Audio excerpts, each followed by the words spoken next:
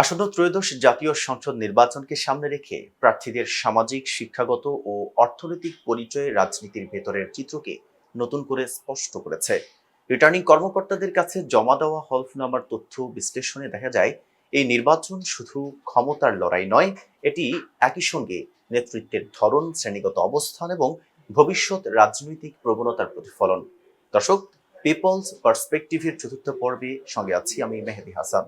আজকের পর্বে বিএনপি, জামায়াত ইসলামী এবং এনসিপির মনোনীত প্রার্থীদের শিক্ষাগত যোগ্যতা, অর্থনৈতিক অবস্থান, বয়স বিভাজন এবং পেশাগত অবস্থান সম্পর্কে আলোচনা করা যাক।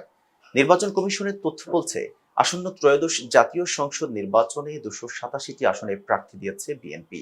জামায়াত ইসলামী প্রার্থী দিয়েছে 224টি আসনে। এছাড়া জাতীয় নাগরিক পার্টি বা এনসিপি প্রতিদ্বন্দ্বিতা করছে 30টি আসনে। সংখ্যাগতভাবে সবচেয়ে বিস্তৃত উপস্থিতি দেখা গেছে বিএনপিতে। জামায়াত রয়েছে দ্বিতীয় অবস্থানে।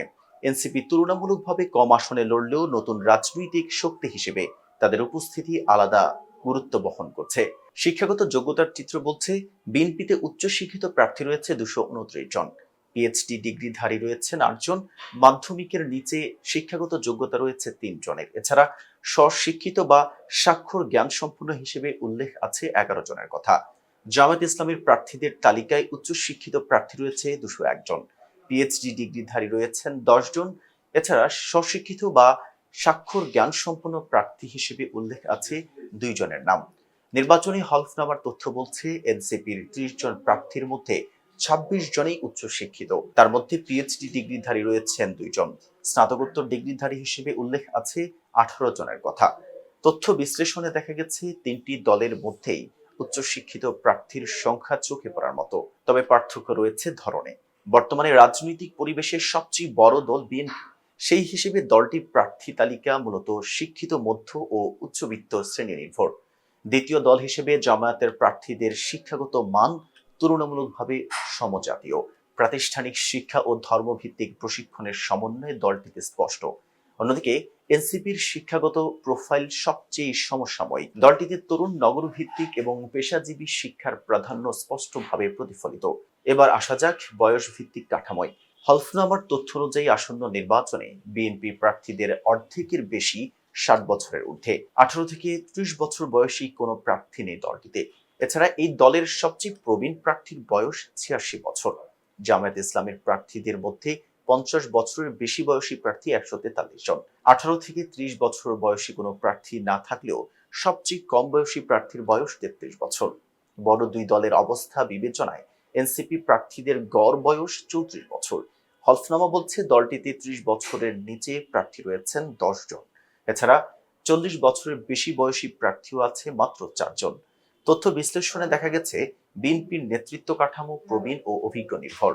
জামাতেও প্রবীণদের আধিপত্য আছে, তবে বয়সের দিক থেকে বিএনপির তুলনায় কিছুটা ভারসাম্য লক্ষ্য করা যায় দলটিতে।